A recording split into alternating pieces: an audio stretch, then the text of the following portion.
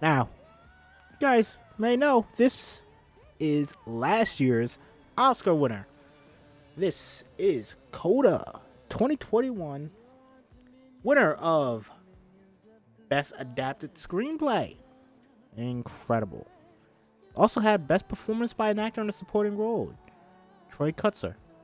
Oh, beautiful. And he's the first deaf actor to win an Oscar. Now, I don't know how to do sign language. I apologize. I will not be doing sign language.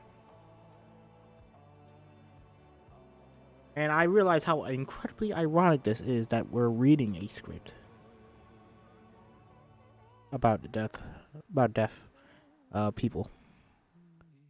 They will not be able to hear this but hey, at least they will be able to watch and see how the script looks, how it plays out. And I'm sure there's ways to adapt to it. Medical technology is incredible now. Now, speaking of, do you guys know what CODA stands for? I hope you do. CODA stands for Child of Deaf Adult. And I was like, oh, fuck. Yep. There's something I forgot to do.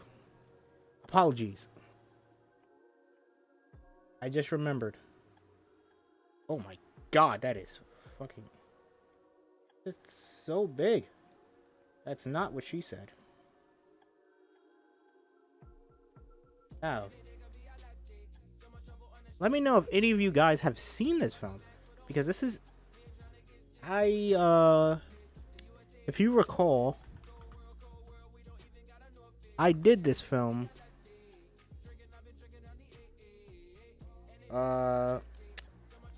I did watch this film after I did my favorites of 2021. So like right after. And I did watch this right before the Oscars. It was very funny, actually. Literally the day before the Oscars, I watched. I was like, oh, fuck. Oh, I was crying. I don't know if anybody else has watched it, cried, but yeah. I was crying. It was absolutely beautiful. Oh, what an incredible film. And I'm glad to be reading it today. I'm just looking for a poster real quick. Hey, that's a good poster. Let's use that. But right before I watched something else. I could check, honestly. Let me check right after I put this poster. I do Friends of Benefits, which is out now. You guys can watch the kind of odd. It was a shorter one, so apologies for that. Friends of Benefits is now on YouTube and Spotify. So is The Truman Show, which I did at the beginning of the year. A very fun time. Let's go back and look at when I watched it. Why the fuck was everybody watching Scream 2? Okay. Oh my god, everybody loved it and one person hated it. That's hilarious. Let's go to my diary. 2022. How do I watch date when added? Wait, no, not newest. Earliest first. Let's see. Beginning of 2022, I started off watching the Truman Show, ironically. Let's see. Okay, so I watched X right before CODA, which is very ironic. Alright. Then I watched Drive My Car and Belfast in preparations for the Oscars. Ironic. Very ironic. I didn't like Drive My Car that much. Way too long. Belfast, awesome. Which also won Best Original Screenplay at the 2022 Oscars. And speaking of Oscars, if you would like, you can join my Discord and we can play a little Oscars game. And if you guess more Oscar winners than me, you can win one of these awesome digital codes, including Inglourious Bastards, Reservoir Dogs, La La Land, Whiplash. What is that? Wayne's World, and a couple others. So, if you would like, you could join my Discord and you can play along. We will be live watching the Oscars. So, yeah, that's a lot of long-winded intro. I apologize for that. Look at me talking for 5 minutes about other stuff. Alright, let me get the fuck off this before I get copyright claimed. Alright. Let's see. Let's start and listen to some good stuff. I don't have any CODA songs up here? Wow. Okay. Anyway, let's start off and read CODA 2021's Oscar-winning script. All right. Screenplay by Sean Hayter. She was great. Beautiful speech. Very happy this won multiple awards. Did it win? I think it won every award it was nominated for. Incredible film. So let's begin. Angela Rose deck. Fishing waters. Dawn. Open ocean. Cape Ann. Off the coast of Gloucester, Massachusetts. Oof. Rusty 30-foot fishing trawler. The Angela Rose slices through the gray water. Waves slap the boat. The engine roars. The winch creaks. The gulls circle overhead as the nets come up and hoping for fish. Something's Got a Hold on Me by Etta James plays from a small radio.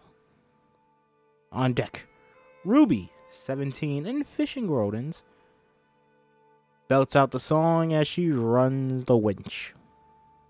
Raising a net above the sorting bin, she sings along with the radio as she works. Her father, Frank, 50s, beard weathered. And brother Leo, early 20s, handsome, tattooed, guide the catch into position. They signal to Ruby. She pulls the release and the net opens, dropping an impressive haul of fish onto the deck. Ruby, Leo, and Frank sort the fish into tubs, measuring them and tossing them in the bycatch back overboard. Leo and Frank pay no attention to Ruby's singing. They sort and clean fish with the efficiency of guys who've done this their whole lives. Reaching into the pile of fish, Ruby pulls an old shoe out. She laughs, tosses it to Leo. He gestures that it's too small, throws it overboard. Frank shovels ice over the layers of fish.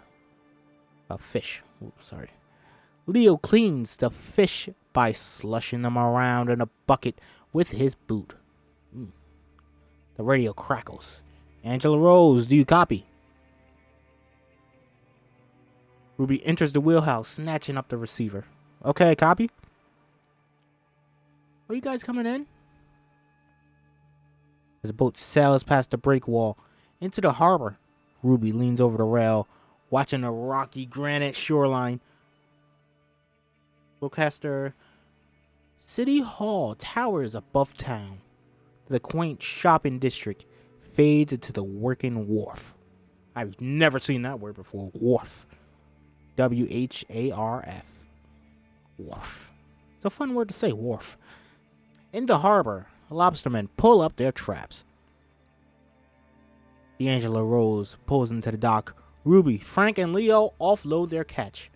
The processor, Tony Salgado, heavy Italian, weighs their haul.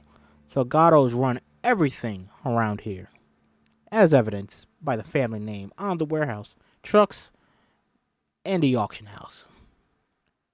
Fishermen mingle, loading and unloading boats as Ruby weaves through them. Arthur, the ice disruptor, calls to her. I see you, Ruby. I'm cutting off your eyes. I'm not a freaking charity. It's coming. Ruby approaches Tony and hands over her paperwork. How you doing, honey? Ruby ignores him, flipping through the forms. Another fisherman, Brady, loads his boat with his crew. Hey, Ruby.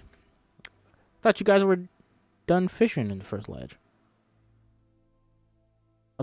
Sorry. Whoa, I messed that up. Hey, Ruby. I thought you guys were fishing in the first ledge. You done already for the day? Piece of shit quotas. Bullshit quotas, right? Gesture to Tony. What are you gonna give her those haddock? $2 a pound? Haddock. $2.50 and I'm being generous. $2.50? You guys getting at the auction? Calm your liver, honey. You let me worry about the numbers. Sign over here. Rolling her eyes, Ruby signs. Are you gonna take her lunch money too? What, you gonna take her lunch money too? Ruby hands over the paperwork and heads back to the boat. Ruby approaches the boat where Frank and Leo work the boom, unloading tubes of fish on ice. All following conversations in italics are signed and subtitled American Sign Language. This is where it is clear Ruby's family is deaf. Okay, so the whole thing with this. Her family is deaf, and she is the only one in her family that can hear. So she is translator.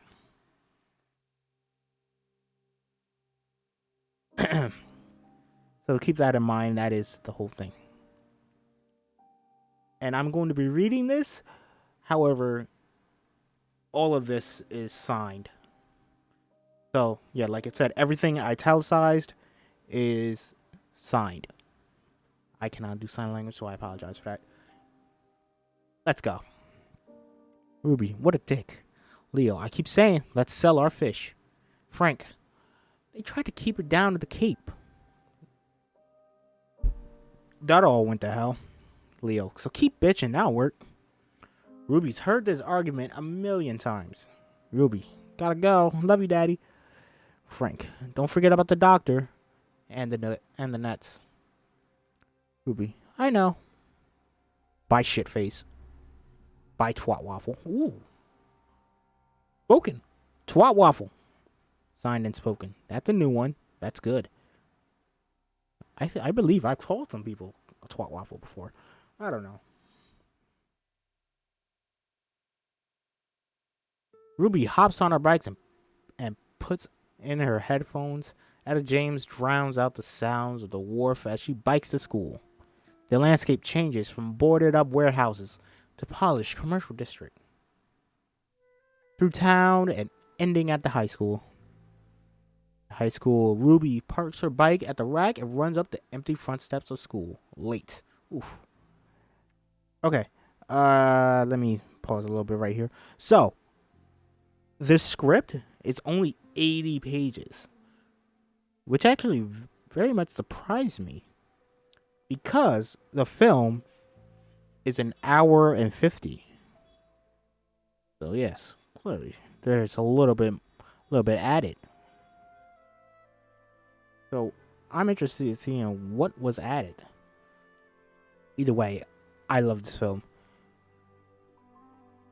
And I don't know if I will cry at the end because I'm just reading it, but oh my god. Troy Kutzer, he made me cry. Oh, we'll get there at the end. I'm sorry. All right. Miss Simon lectures Ruby's history class, where the Bill of Rights protected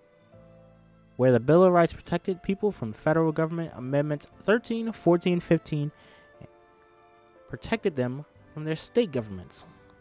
The faint sound of snoring comes from the back of the class. Miss Simon stares at Ruby, passed out on her desk. Sadly, there's no amendment protecting the right to nap. Ruby! Whoa. Disoriented, Ruby awakes with a start and signs as she talks. What's wrong? Kids exchange looks. Ruby catches herself. She looks around, embarrassed. The bell rings, saving her. Okay. Let's reread, and we will resume this tomorrow. You're free to go. You guys are not. You guys are going to read this with me tonight. Ruby opens her locker. Her friend, Gretty, 17, wry, clockcaster to the core. Ooh. Launches in without missing a beat. Guess what? What? I did it. I hooked up with tiny fingers. Why?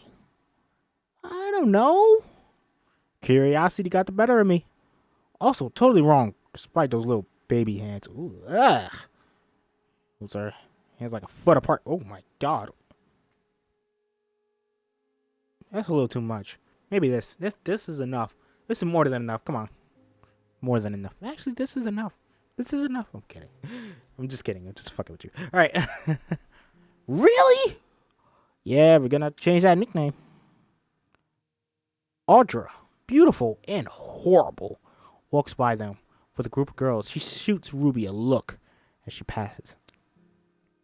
You smell fish? The girls snicker. Gretty watches them with disgust. Well, at least she's not doing deaf voice anymore. That's progress. Ooh, you fucking bitch. Ruby watches Audra passes Miles Morales? No. 17, king among choir kids, carrying his guitar. Audra slaps his ass. Ooh, that's sexual harassment. Come on, you can't be doing that. Her friends crack up. Ruby stares at Miles, feeling invisible. Ruby and Gretty stand in line to sign up for electives. Gretty flips through the course book. These are some strange names for children. I've never heard a child named Gertie or Audra. Hey, this is adapted though, so. The goal is to find the elective that asks the least of you. Like film club. Hey! You better, you throwing shots at me. I was in film club, you motherfucker. Alright. Better calm it down. Also known as put your backpack down, go smoke a bowl. You are not too wrong, but hey, come on, man. Gertie, you're on my list.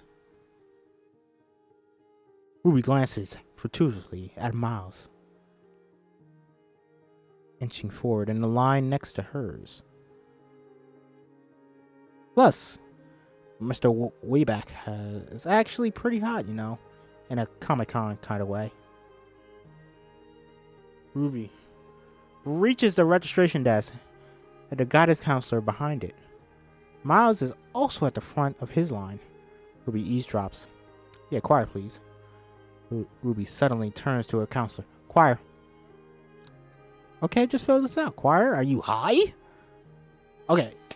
I don't think we addressed this in any of our scripted Sunday reScribd. I don't think we addressed this. So, you see these two lines? They're right next to each other. So that means they're said at the same time. Very simple.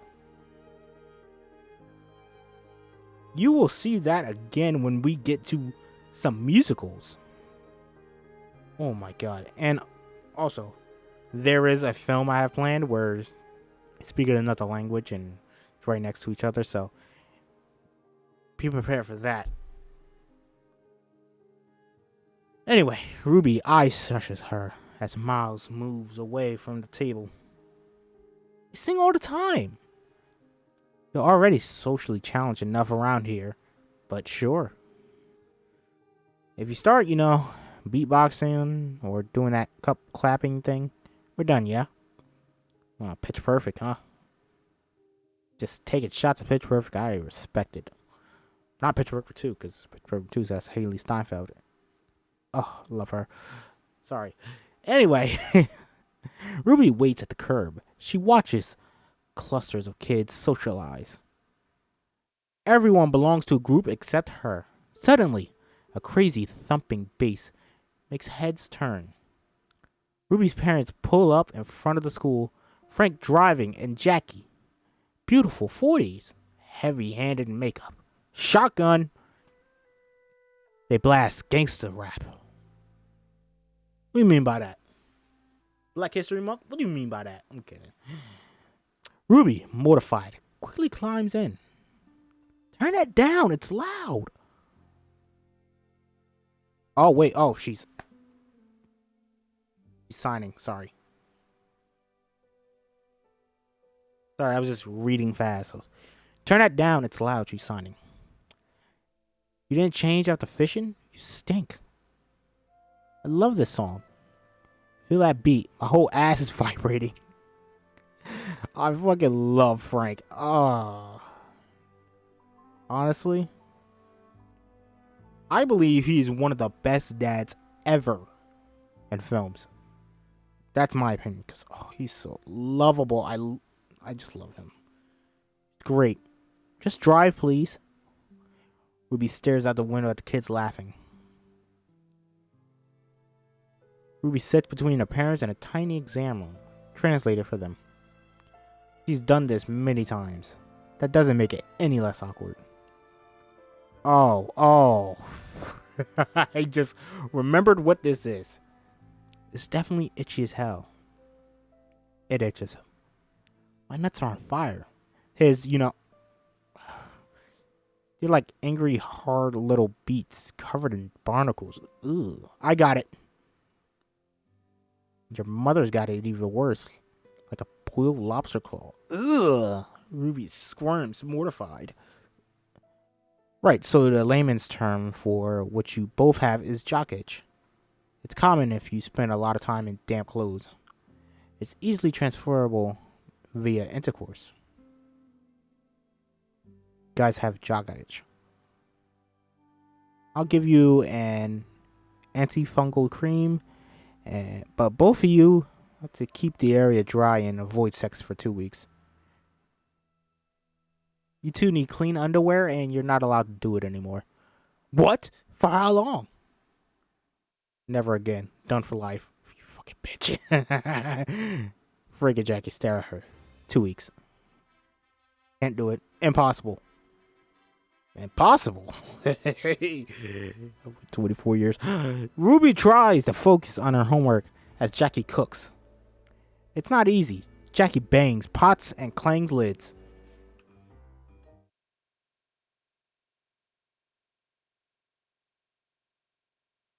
Sorry, I was waiting for that.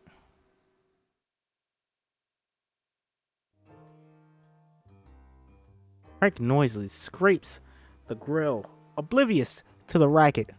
Leo swipes tender on his iPhone. Sound on. Ruby puts on her headphones, drowning them out. Jackie hits the table to get Ruby's attention. Take those off, it's rude. It's rude how noisy you guys are. I can't focus. Signed and spoken. Jackie heads back to the kitchen, ushering Leo to the table. Go eat. Frank sits. He lets out a fart. Ruby kicks his leg.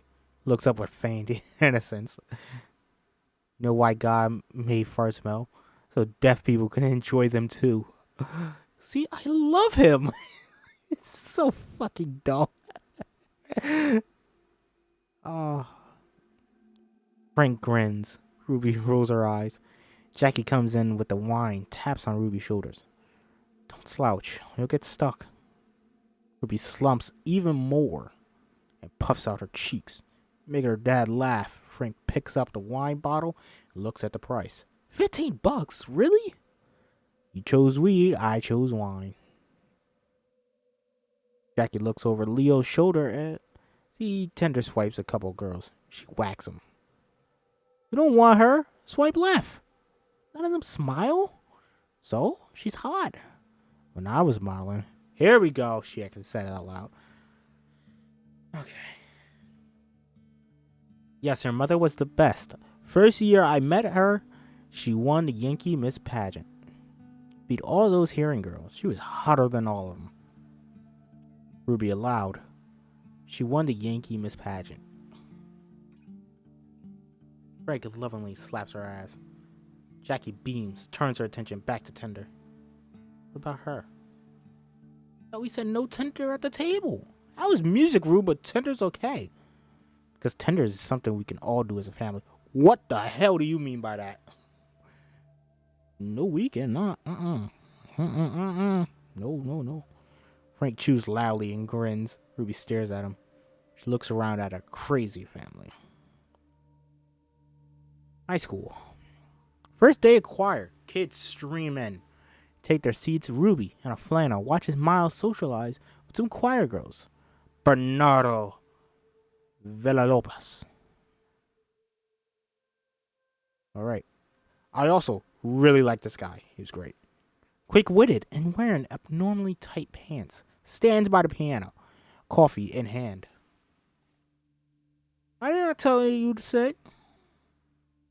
On your feet, my friends. Up. They made my latte with some kind of disgusting nut milk this morning. Ugh. So I'm in the mood. My name is Bernardo Villalobos. Bernardo. If you can't roll your R's, please don't embarrass yourself. And just call me Mr. V. Okay? All of you. On this side.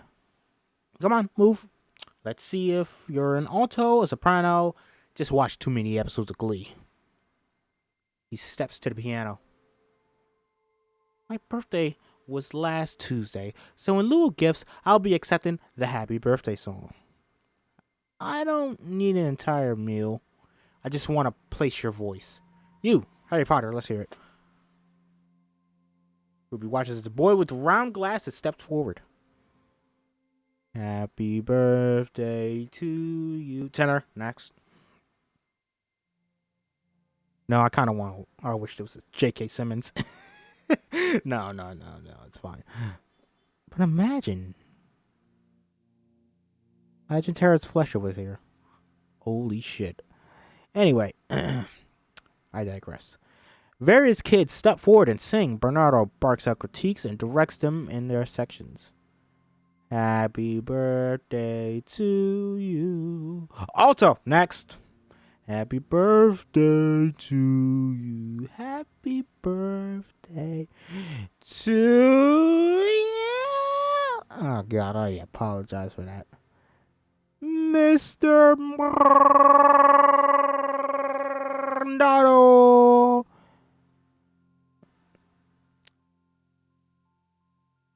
Again, I apologize. Happy birthday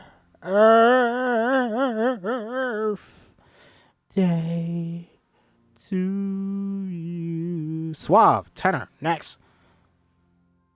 How to get pinged? I know why.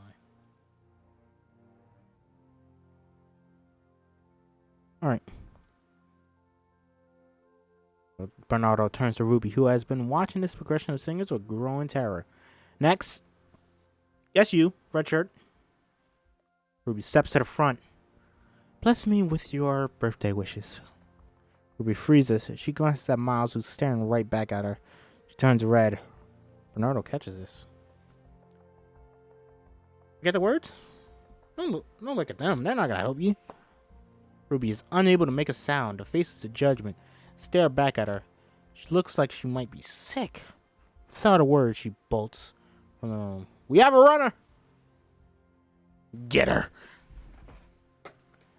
Ruby treks through the woods alone, breaking through the trees. Through the trees. Sorry, I'm gonna... References just keep coming. I apologize. Ruby treks through the trees alone, breaking through the trees. She reaches a massive granite quarry. It's breathtaking.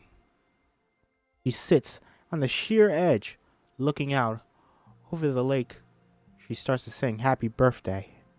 Her voice is lovely and clear, echoing off the quarry walls.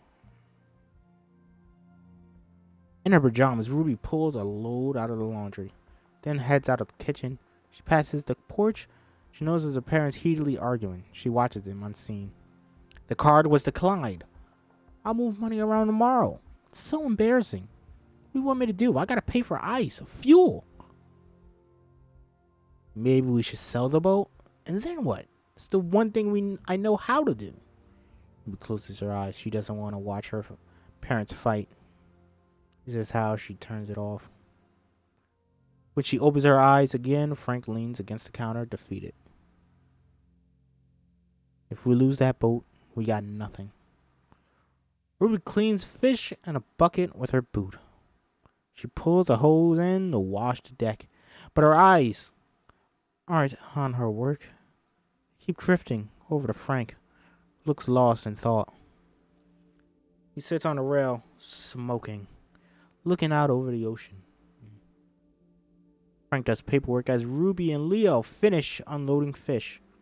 Frank notices Tony Salgado addressing a group of fishermen gathered at the end of the wharf, including Brady, Chubbs, big and congenial, Jimmy, rough 30s, and Mondo, Hispanic 20s. Frank gestures to Ruby and Leo to join him. As Ruby and Leo climb up, Frank points out the group. What's going on? I don't know. They join in the crowd, which is mid-discussion. I thought they weren't going to do this observer shit. Hey, I ain't making the rules. I'm just telling you how it is. Well, how it is, I could barely feed my family. It's bullshit. Bullshit. I did not hit her. I did not. Oh, hi, Mark. Sorry. I apologize. See, this is the problem with me. I just do so many references, and a lot of people won't get my references. But yeah, it's a fun reference. If you get that reference, I like you. As the fishermen talk, Ruby interprets. Feds are insisting on at-sea monitors. Observers are going to come onto your boat and make sure you're not breaking any rules. That's out of my pocket, so I got to pay to have a spy on my boat? How much is that going to cost? $800 a day? Come on, that's going to kill us. Ruby turns to Frank, delivering this blow. $800 a day. That's more than we make in a day. Don't tell me, tell them. Ruby gestures that he should address the group. Frank shakes her off, not comfortable speaking up. Ruby enters between classes. She finds Bernardo alone, sitting at the piano, eyes closed. Mr. V? I'm meditating. He opens one eye, checks his phone timer, closes his eyes. 2 minutes to go. Hey, do you want me to wait, or... Bernardo opens his eyes, pauses the timer. Most people are terrified of singing. Don't sign up for choir. Ruby nods, not sure how to explain herself. Other kids make me nervous. I used to get made fun of. Talked funny when I first started school. You're the girl with the deaf family? Ruby nods. Bernardo looks her over. Everyone but you? Yeah. And you sing. Interesting. Are you any good? I don't know. Why did you run out of class? I got scared. Of what? Other kids? Maybe finding out I'm bad. Do you know what Bowie said about Bob Dylan? Voice like sand and glue. There are plenty of poetry. There are plenty of pretty voices with nothing to say. Do you have something to say? I think so.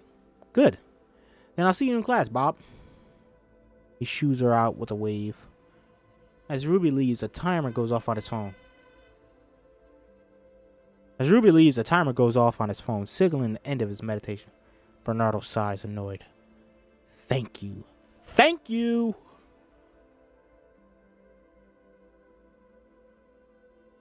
Leo lounges in an armchair on the deck, swiping tender.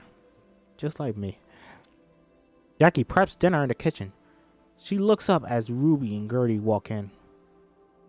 She waves down the girls, nodding hello to Gertie before turning to Ruby. Do you have a second to call Grandma? There's the video relay. It's awkward to talk to a stranger. I have a friend over. Leo interjects, exasperated with his mom. Leave her alone. She's with a friend. Ruby, momentarily freed, yanks her friend away. Gertie checks Leo out as she goes. Damn, Leo got hot. Ew! What? He can't hear me.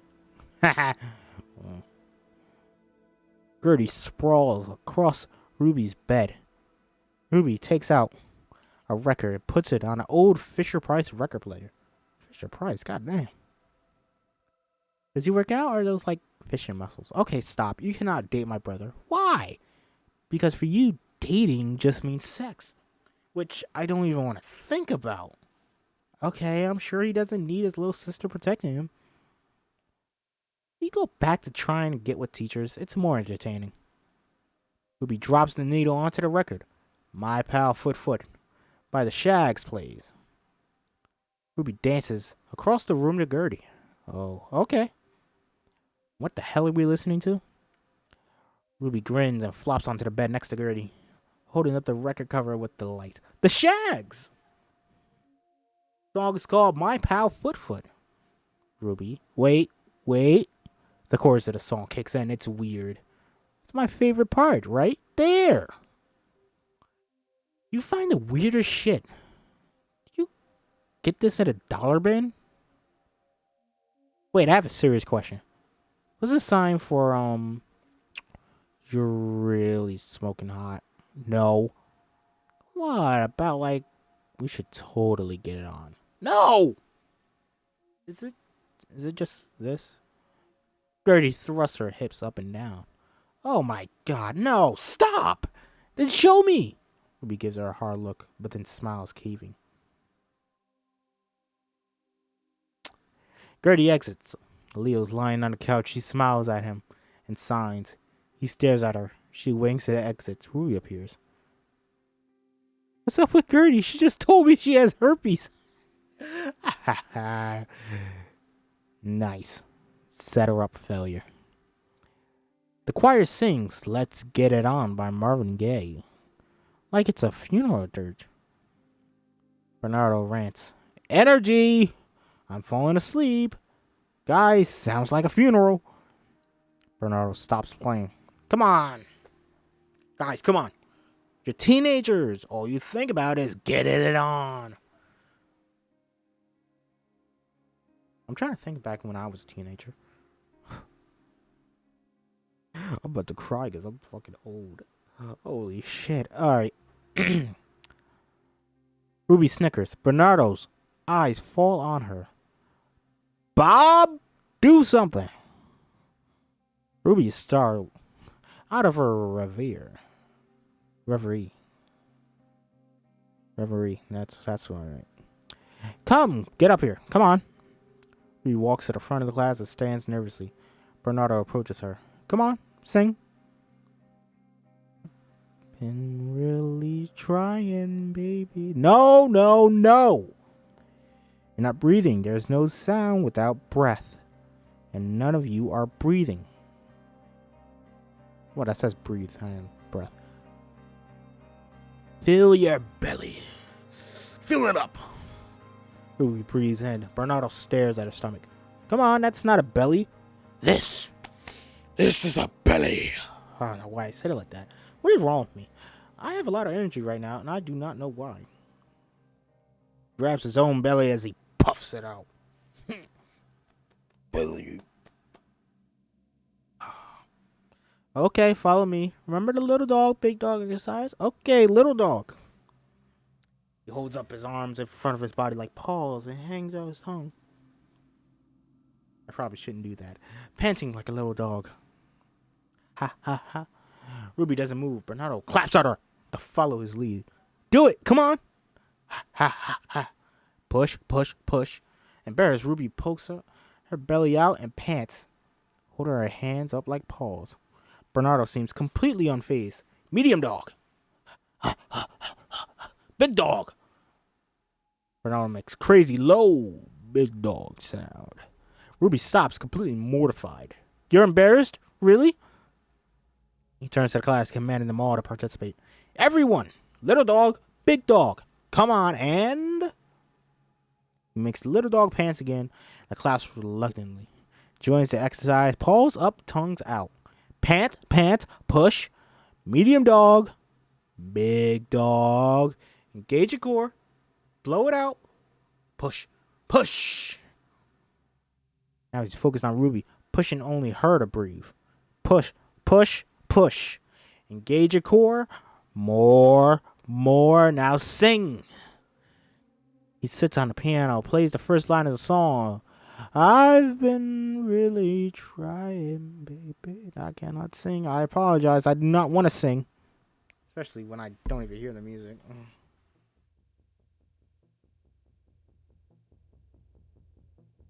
Yes! Bernardo smiles. Her voice comes out with surprising clarity. Other students react, as does she. Trying to hold back these feelings for so long. Now we're talking. And if you feel like I feel, baby, come on. Come on. Bernardo stops playing. Ruby stops, unsure. Well, it's not Santa Glue. Flicker of a smile crosses Miles' face. Bernardo grins. Class heads out. Bernardo stops Ruby and Miles. Ruby! Miles, come here. They look at each other and head over. Today, if it's possible, thank you. You two know each other? Yeah, kind of. Ruby looks mortified. Bernardo clocks us. Okay. I need a duet. I need a duet for the fall concert. You're all I need to get by. You know it? Miles, yeah.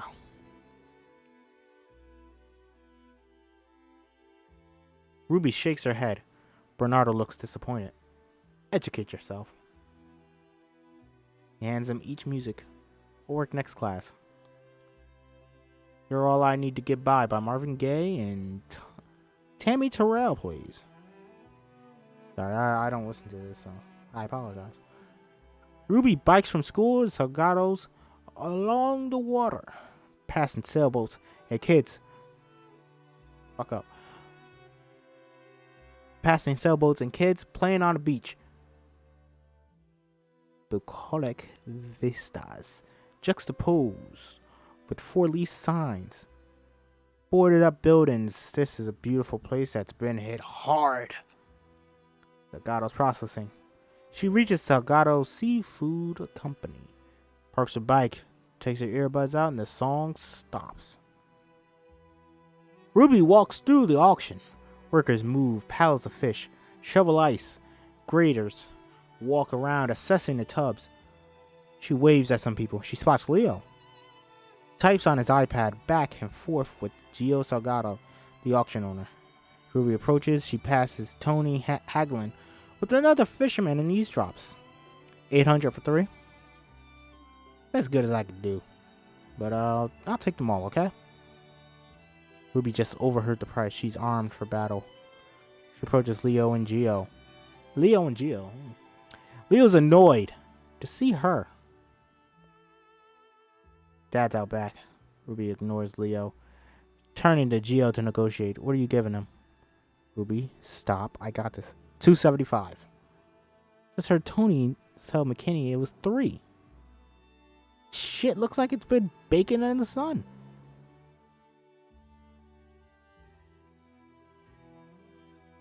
Come on. It's 3 or we take our catch back. Ruby, get out of here. Out of here! He's ripping you off. Ruby heads out. Leo stares at Gio, livid. Ruby exits to find Frank sitting on a stack of lobster traps, smoking a joint. We're out in public. It's medicinal. I don't think being deaf makes it legal to spark a fatty. Leo emerges from the auction house, angry. What the hell was that? Got the price up, didn't I? I was handling it. Made me look stupid. No, you look stupid when Gio throws out any number he wants and you can't cross-check it.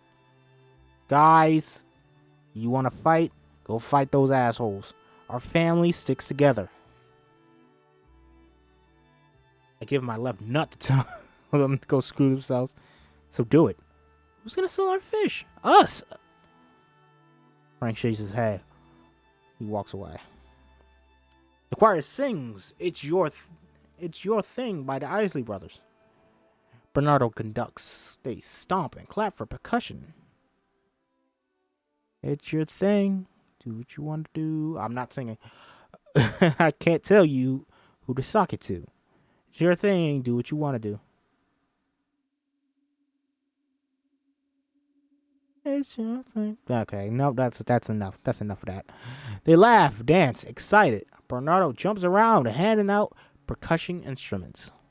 He gives a shaker to a girl with no rhythm, and then immediately takes it back.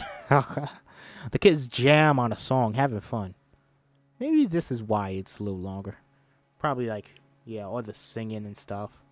Singing and the music just stretched it out a little bit more. Also, probably like when actors are giving their performances, they want to hold on it a little bit.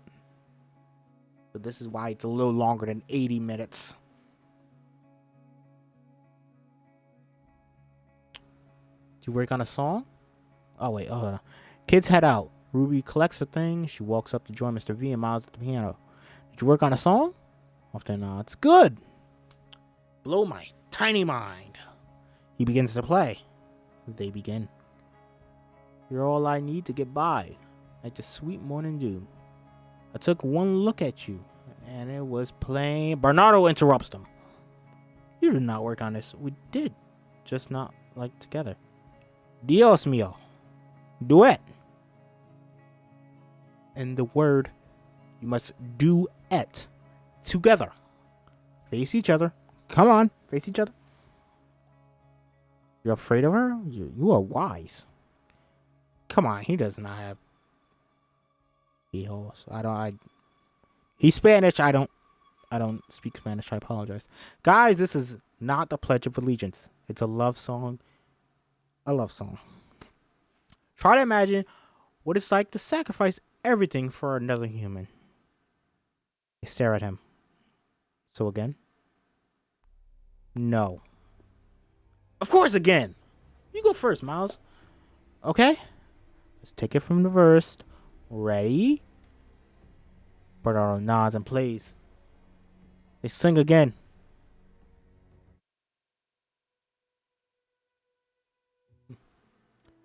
Like the sweet morning dew, I took one look at you, and it was plain to see you are my destiny.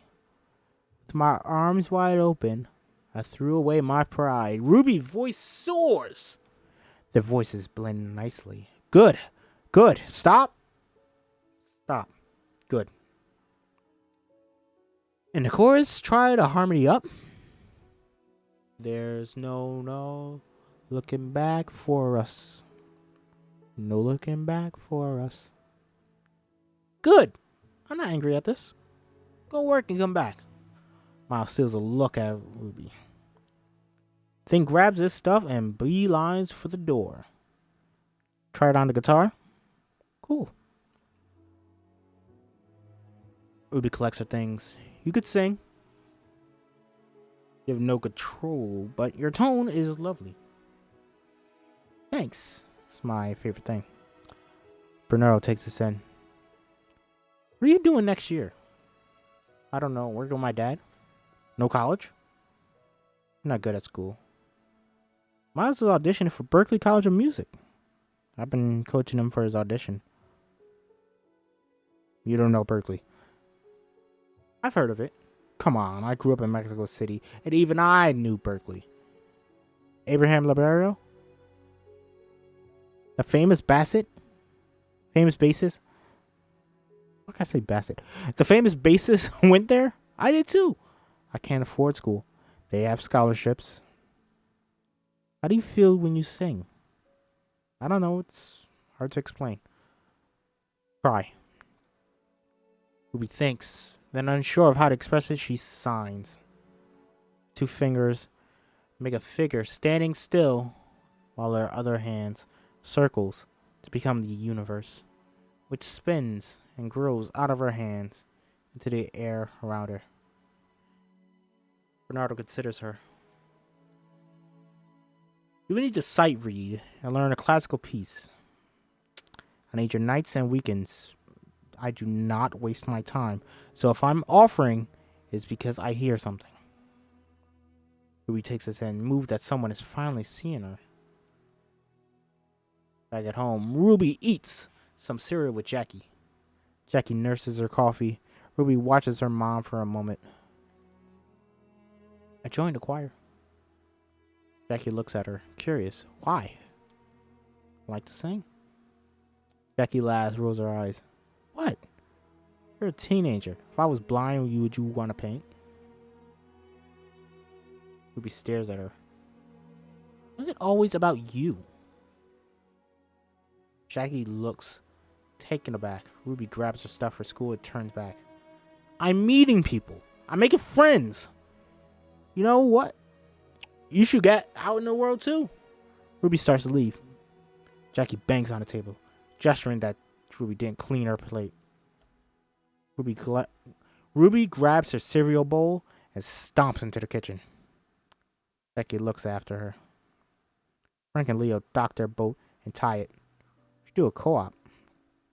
Look, there's empty warehouses all over the place.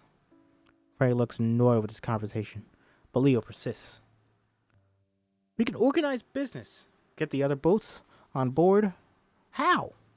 Who's going to support us? We're the deaf guys. This is the truth. The reason Frank has been so reluctant. They look at us like we're a joke. Leo stares back at his dad. Frank can't see it. A group of fishermen make their way up the wharf. Brady calls out to some guys. Hey, I'm going to Brady's for a brew. Who wants to go? Fishermen raise their hands to join him. Leo turns to Frank. Leo, I'm going to go. You want me to text Ruby? No, I'm a grown man. Leo waves at Brady. The guys look surprised to see him, joining them, but wave him over. Raucous, loud fisherman's bar. Leo sits at the table with Brady, Chubbs, and Jimmy, and other guys. Gertie is working her shift as busgirl. So then, he hooks his arm around the pole, bear hugging it. But when he does, he loses his pants. They go down to his knees. There he is, hanging with his milky white ginger ass hanging out. He's still like 30 feet from the pole. But of course, he's shit-faced. Shocker. Leo watches the conversation. We see it through his eyes. He focuses on Brady's lips. But the banter is too fast for him. He's only catching some of it. After a while, he's exhausted and tunes out. Mike, a meathead, makes his way past the table to join Gio and Tony at the bar. He accidentally bumps the table, spilling his beer on Leo. He doesn't apologize. Leo turns and gestures. What the fuck? Mike does fake sign language, mocking him. Suddenly, Leo's out of his chair. He yanks Mike off his bar stool, throwing him to the floor. The bar erupts into chaos. Mike is up there like a rocket and lands a punch back as the two guys brawl. Shouts as the fishermen jump in, trying to separate them. Tony and Gio lead their guy away. Leo, pissed, shakes off the other guys as they try to corral him. Hey, buddy, come on, have a seat. Leo brushes them off angrily, heads to the bar. Leo sits at the bar, fuming, an empty beer glass in front of him. He rubs a shiner on the left side of his face. Want some ice for your eye? Leo shakes his head no. Points at the beer tap. Ah, yeah. Bartender pours him another. Leo notices Gertie hanging behind the bar, carefully watching him. Gertie gestures, you okay? He shrugs, whatever. Leo gestures, what are you doing in here? Points to her bar rag and apron, indicating that she's working. They stare at each other for a moment. Gertie boldly takes his phone and types in her number, then pulls out her own phone. Out of her pocket, waiting, he considers it, then texts her. Leo, you work here? You're not even old enough to drink. She texts back. These guys can't count to 21. Then, good punch. They share a grin, a sexual tension palpable. Leo and Gertie go at it, making out in the storage closet. Ooh. Miles and Ruby walk into the yard, strewn with fishing nets, buoys, and gear. Miles carries his guitar. Ruby looks around and bears it's a dump. At least they support you, right? Your music? Well, my dad insists guitar is a waste of time because it's not a true string instrument. They suck the fun right out of it. I'm sorry about all this. My house is kind of gross. It's cool. Ruby leads him up the rickety porch, steps into the house. Alright, so let's check out Letterboxd. I gave it 5 stars. How incredible this film is. Look at it. It's just such a cliche and predictable movie. It's so endearing and enjoyable. Loved watching this so much. Felt so emotionally attached and invested. And didn't feel like it was being Oscar baited in the slightest. Lily Jones is going places. Lily Jones, is she in anything else? Let's see. She's on Stranger Tides? Huh. I have not seen any of these. I think I've seen Australia. Yeah, I have seen it. Okay. Yeah, I haven't seen any of these other ones.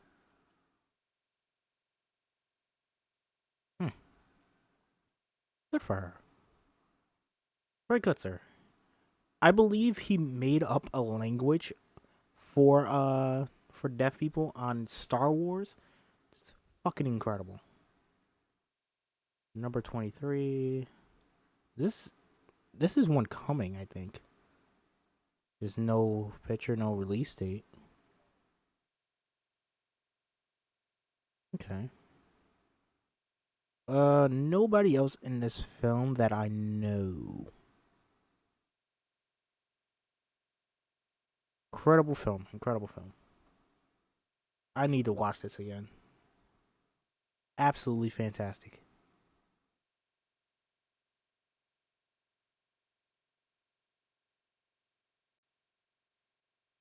Get in touch and be generally happy if this wins Best Picture tonight. Hope Troy Kutzer rips ass on stage if he wins too. Part sound effect done right. Take notes, King Richard. Troy Kutzer won Best Supporting Actor, and rightfully so, because he was incredible. CODA also stands for Cried on the Plane. Now, why did that gay choir teacher have a wife? Whoopsies. Spoiler, kind of. This is the best movie I've ever seen. So beautiful, like I don't have words. Wow. High praise. High praise. What the fuck? I don't know what that is. Movie teenagers all seem their own isolated gorge full of water to swim in. Yeah. Alright, I think we should get back to it.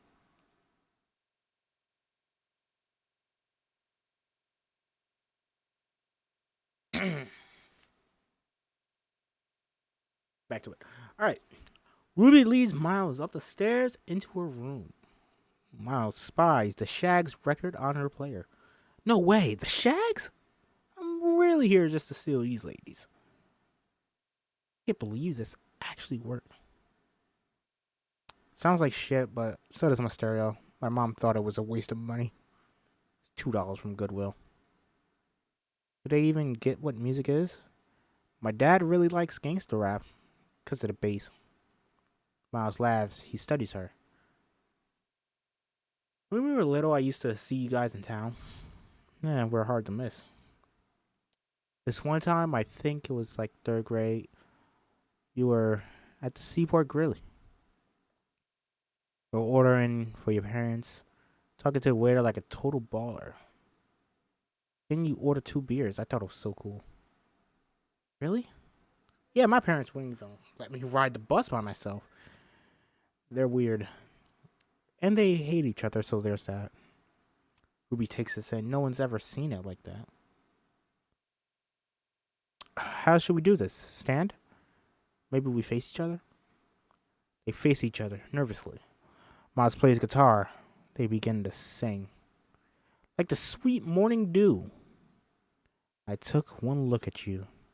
It was plain to see you were my destiny. With my arms wide open. Sorry, I turned into Creed a little bit. I threw away my pride. Interrupting her. Sorry, this is super weird. Okay. I don't know where to look. Well, you want to try, like, going back to back? Yeah, please. Miles turns, leans against her. It's almost more intimate. We're not gonna read all of this. This is a lot of singing. I don't sing. Ruby relaxes. It's romantic to hear their voices harmonizing. Through the wall comes a thumping sound. Ruby ignores it. Blah, blah, blah, blah. Oh! The sounds through the wall grow louder. They're clearly sex sounds. Loud sex sounds. Grunting and headboard banging. Ooh, Miles hears a moan. Is that your mom? Yeah. She okay? Ruby stares at him for a beat. The parental sex noises escalate. Mortified, Ruby abruptly runs from the room. Ruby opens the door with a crack, averts her eyes, and then flickers the lights on and off. As the bedroom lights flicker, Frank and Jackie freeze like busted teenagers. Ah. Hey, you're not even supposed to be doing it. Ruby and Miles sit awkwardly across from Frank and Jackie, who wear bathrobes. We need to discuss this. No, we don't. I had no idea you were home. Doctor said you're not even supposed to have sex. Look at your mother. Hot! How am I supposed to control myself? I fucking love him. Maybe I should go. Miles stands to leave. Frank's gesture but sit down. Okay. I want to know what your intentions are. I love him. Dad, no. Are you two having sex? What is he saying? Ruby won't interpret. Frank signs it again. It's vulgar looking and pretty damn clear what he's saying. You screwing my daughter? You two have to use condoms. Put a helmet on that soldier. I love him. Frank looks at Chester putting on a condom. Miles' eyes go wide and he laughs. Ruby jumps up. Oh my god, Miles, go. You guys are the worst. Miles stands, awkwardly moving toward the door. Nice to meet you. Go. Miles takes off. Ruby stares at her parents, horrified. I hate you. Alright. Ruby and Gertie make their way through the cafeteria line. Good for them. I don't think my mom's had sex since my dad left. Except for their divorce attorney. So embarrassed that I can't ever see him again. I'm sure he's forgotten about it already. Ruby carries a tray to the table. Passes Audra and her friends. They make sex noises. Ruby stares at them, trying to figure out what they're doing. Audra mimes putting on a condom. Put a condom on her own hand. Ruby catches Miles' eye. He looks slightly horrified. Finally it clicks. Miles must have told him. Starts to spread. The next table over makes sex noises too. The whole school knows. Oof, you fucking dickhead, Miles. Horrified, Ruby bolts out of the cafeteria and Miles watches her go, then jumps up and follows. Ruby hurries down the hallway on the verge of tears. Miles catches up with her. Hey, Ruby. Get away from me. Wait, I didn't do that, okay? I didn't tell them. Yes, you did. No, I didn't. I told Jay, one person. We were laughing. I thought it was funny. Ruby stares at him, then hurries away. Miles doesn't follow. Ruby runs to the stairwell, alone and hidden. She cries. Bernardo works with Ruby at the piano, trying to release her voice. She sings a few bars of Both Sides Now by Joni Mitchell. They shake their hands. They say, I've changed. Breathe! Oh, something is lost, but something's gained. And every living day. Let it out! Don't hold it. I've looked for life on both sides now. From don't hold it. Ruby stops frustrated. Ruby, no. If you're gonna pick Joni Mitchell, you gotta sing it. This is one of the great songs. Yeah, I know. You need to find a way to connect it. Or pick a different song. Jumps up from the piano. Okay, come on. Shake your body. Shake it. Shake your arms. Now sing back at me. Bernardo sings a note at her. She sings a note back. It's fine, but there's tension in her voice. No, you're holding it. I'm not. Yeah, you're trying to sound pretty. I'm not. Yes, you are. Bernardo studies her for a moment. Okay, you said when you started school, you talked funny. Funny how? I talk like a deaf person. What's a deaf person sounds like? He hesitates. You know. No, I don't know. I want you to tell me. Different? Different how? Reluctantly. Like, wrong. Ugly. Ugly? Okay. Make an ugly sound for me. What? Come on! Yeah, you think you're the only kid who ever got bullied? Who ever had a funny accent? Look in my eyes. Push against my hands as hard as you can. Push. Make the ugliest, grossest sound you can. Come on. Ruby lets go with an ugly sound reluctantly. Ugh. What the fuck is this? Okay. No, be a monster. Okay, I'm not doing that anymore. Now sing at me. Ruby belts back at him. Her voice comes out clear, resonant, and loud. Bernardo looks satisfied. Yes, that's it. That's what I was waiting for. Hey! Bernardo gives her a high five. Yes. The Fisheries Council addresses a crowd of fishermen, including Frank and Leo, Gio Salgado, head of the council, and John Kaufman, a representative of NOAA, National Oceanic and Atmospheric Administration, run the meeting.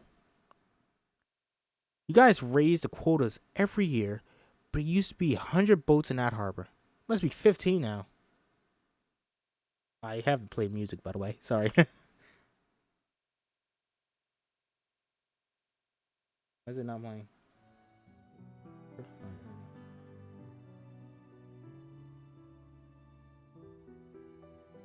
What are you doing? Taking kickbacks from the government? You want to control the fishing, but you don't know what's going on out there. That's the point of the monitors. Right, a snitch. Hey, settle down. Settle down. Let's be respectful. Ruby sneaks in to join her father and brother. We're out there to collect data. Yeah, well, your data's wrong. Okay?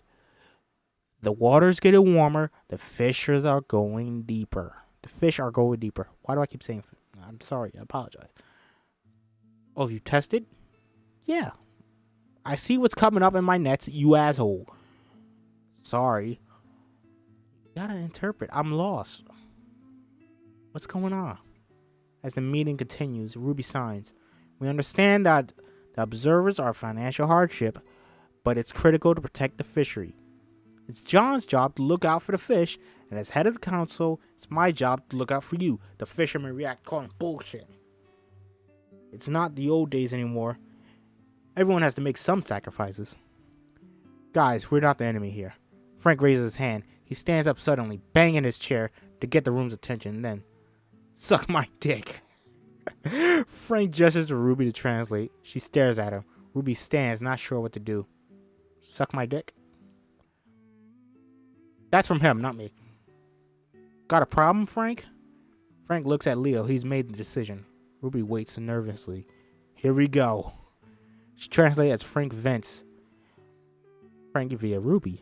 We're tired of this shit, Gio. You don't care if these guys regulate us to death, because you're the only one making money here. No one's getting paid what their catch is worth. The other fisherman looks shocked at his ferocity. My dad fished. His dad. So I'm gonna fight like hell to stay out on that water. Screw yourself, and I'm done with the auction. Yeah, what are you gonna do? Frank gestures for Leo to stand. We're gonna sell our own fish. If any of you Want to join us? Leo looks shocked. Did his dad really just say that? Looks are exchanged from the crowd. Brady and Chubbs look interested. Hey, what is this? Leo stands up to help him. Leo via Ruby. You like giving this asshole 60% of your paycheck? Bring us your catch and we'll double what you're getting now. There's silence. Then a few of the fishermen clap. Ruby shoots Leo a look. Double it? I have no idea. It sounded good though, right? Jackie stares at her family. Looks sheepish. What? It just came out. I was in a moment. How would that even work? We get customers to sign up. They buy fish right off the boat. How much work that is? There's so many steps. I've looked into it. There's no money for it. You do our books. You could work with the other wives. Those hearing bitches want nothing to do with me. Hearing bitches. Well, maybe if you didn't call them hearing bitches. And you hate these people. We could finally be a part of the community. We have our community. Who? Your deaf friends? You see them once a month. What's the problem? It's a great idea. Jackie takes them in, seeing her family's determination. We can't talk to these people. Frank looks to Ruby. Ruby's heart sinks. What did she just get herself into? Leo storms out. Ruby's alarm goes off. 3 a.m. She rolls over exhausted. Before she does anything else, she presses play out her stereo. I Fought the Law by The Clash. Blast. Clash of Demon Head? No.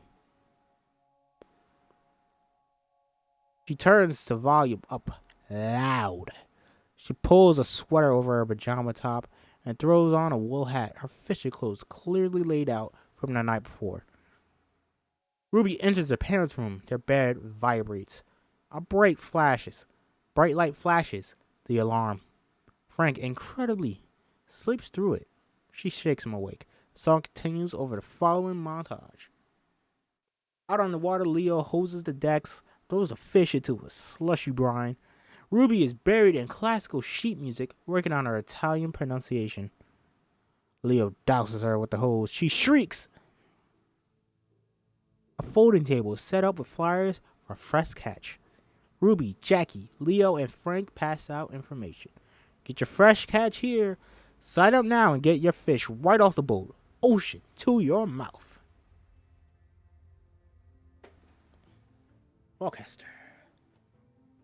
Ruby goes from boat to boat, talking to fishermen. Several shake their heads no, reluctant to join a fresh catch program. A few sign up.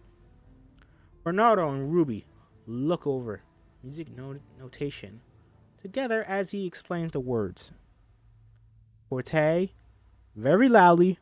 Fortissimo, softly. Piano, very softly. Pianismo. A retired fisherman hands the Rossies keys to the boarded up warehouse. Jackie signs the paperwork. Ruby sings what the fuck is wrong with me? The Marriage of Figaro. Figaro. The Marriage of Figaro. I am stupid. I apologize. Bernardo shows her how to breathe. Bernardo smells Ruby. He smells fishy. He smells fishy, so. The Rossies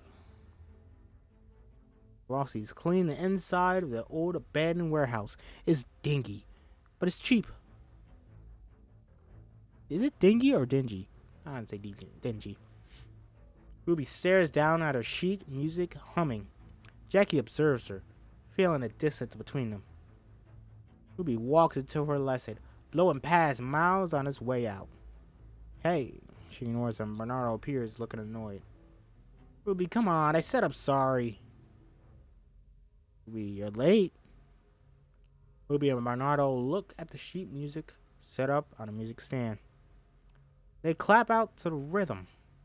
She repeats what he does. Misha. Bernardo's 6-year-old daughter plays nearby. Frank spray paints a stencil, fresh catch on a wall. Leo and Gertie make out against the building. Ruby enters the warehouse and sees that she looks disgusted. disgusted. Some fishermen's wives help Ruby and Jackie fill out order. But put fish on ice, wrap packages. Ruby, harried, juggles phone calls as she moves boxes. This is way more work than she expected. Few of the wives crack up about something. Jackie watches, left out of the joke. Ruby lies on the floor with Bernardo, working on deep breathing. Bernardo looks over at her. She's sound asleep. Bernardo opens the door to find Ruby talking business on the phone. Ruby holds up her finger, mouths 1 second. Bernardo shakes his head. Song ends.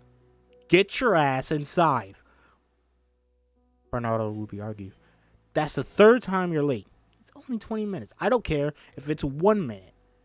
Show me that you don't respect me or my time. I have a lot going on. Me too. I have a whole life that has nothing to do with you. If you waste my time, I will not work with you. Okay? I'm sorry. It won't happen again. Better not. He opens her locker. Miles catches up with her. You're gonna avoid me until we graduate? Ruby ignores him, putting books in her bag. I wasn't laughing at him for being deaf. Okay. What's the situation? Miles waits. She's not giving him anything. Look. I know it's not an excuse, but it sucks in my house right now. You've got like this perfect life and... Ruby whips around. What? Parents are madly in love. They can't keep their hands off each other, and your house is disgusting. My house is disgusting. It's not. It's a home. You all work together and laugh, and my family's not like that. And I listen to you sing, and I just do it because it's expected from me. He stares at him. You have no idea what it's like to hear people laugh at your family. You're right. I don't. And have to protect them because they can't hear it, but I can. I know. I'm sorry, Ruby. I'm a dick. Ruby softens. Can I make it up to you, please? Ruby rolls her eyes and walks away. I'm going to text you every few minutes until you agree to hang out with me. You're psychotic. That's psychotic. Okay, I will not do that. Ruby and Jackie, a few fishermen's wives, Nina, Barb, and Angela, sort through orders, packaging, fish. Ruby is managing it all. Angela reads an order. These foodie people eat anything now. Heads, tails, all sorts of garbage. Next thing you know, a fish's dick is going to be a new delicacy. Fish don't have dicks. The women crack up. Jackie watches with a polite smile. The alarm goes off on Ruby's phone. She heads out. This is your last free batch, kid. Yeah, I got you. Leo wheels a stack of crates and a hand truck toward the loading deck. Ruby walks alongside him. Jackie appears behind them, chasing him down. I can't fit all these in a car. We need a truck. Jackie catches up with them. Stop it, Ruby at the door. Where are you going? I have my music practice. You can't go. Jackie gestures toward the parking lot, where a news crew is unloading their van. Ruby freezes. She turns to her mother. What's this? News. They're doing a story on a family. Now? I can't. How are we going to do the interview? I can lip read. You're not going to get all of it. This is important. My stuff is important too. I can't. You want us to fail? Ruby stares at her mom, furious that she's in this position. A reporter, Chet Turner, appears in a loading dock, extending his hand. Hi, you must be Jackie Rossi? Frank and Jackie sit for the interview with the film crew. Ruby interprets, but her focus is split. Agitated, she keeps glancing down at her phone. Leo watches, increasingly annoyed. Hopefully people will support us and will buy their fish here. Great. How does this program work? Basically, the fishermen are at the mercy of the big guys. Ruby glances down at her phone as the text comes in. We have a lot to work on. Text went on. Sorry, family thing, running late. Leo kicks Ruby's chair to get her attention. She looks up briefly. The goal is to sell fish directly to the people. His eyes drift back to her phone as more texts come in. I told you, no more of this. I mean it, Ruby. Frank waits for Ruby to translate, but she's distracted looking at her phone. Ruby glances up to see everyone waiting. Ruby races up to Bernardo's house, leaping off her bike. She knocks at his door. Bernardo doesn't answer. She knocks harder. Locked out. Mr. V? Mr. V! She sits on a stoop, defeated. In high school, Bernardo sits at the piano, playing a beautiful piece to empty room. Ruby appears in the doorway, listening. Bernardo notices her. He stops. Is that yours? Bernardo raises his eyebrows, waits. He wakes up her nerve. I'm sorry, I want to do this. I don't think so. Are you serious? Bernardo stands, crosses to his desk. You have no discipline. You're late. You're unprepared. You wouldn't last 2 days at Berkeley. Out! Go! Ruby is shocked at his intensity. Bernardo turns away from her. Ruby starts to leave, then angrily hits back at him. Not like that school did you any good. Bernardo turns and stares at her. You have what, 17 years on this planet? You don't know shit.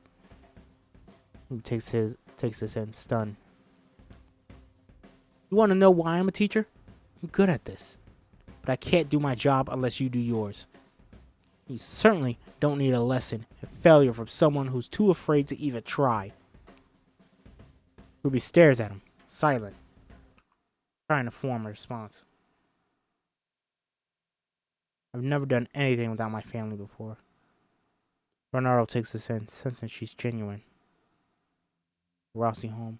Ruby stands in front of Jackie, Frank, and Leo. A hockey game is on. But she has their attention. I want to go to college. At Berkeley. Music school. My teacher's been helping me with my audition. They stare at her, stunned. College? In Boston? That city's full of assholes. You ain't wrong. So it's everywhere. She ain't wrong. Can't go now. We just started this business. With you. That's all you care about. Losing your free interpreter? Frank shakes this off. It's not about that. You're an important part of this. It's terrible timing.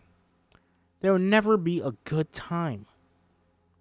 Can't stay with you for the rest of my life. Nobody expects that from you. I've been interpreting my whole life, and this is exhausting.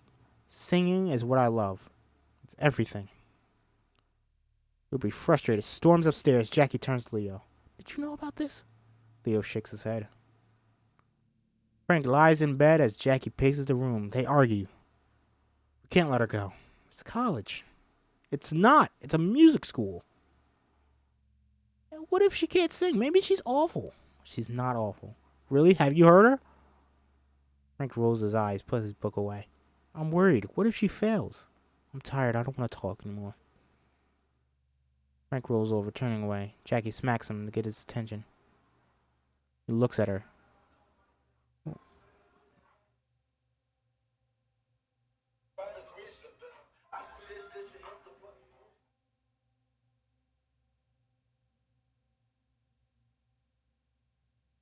What do we do if she gets in? Then she's gone. Our baby is gone. She's not a baby. She's my baby. She was never a baby. Ruby crawls on the bed and sets her alarm for 3 a.m. She stares at it. She lets out a scream of frustration. Ah! Sorry, I don't know what that is. Her phone pings. A text from Miles. What do I have to do to make it up to you? Anything.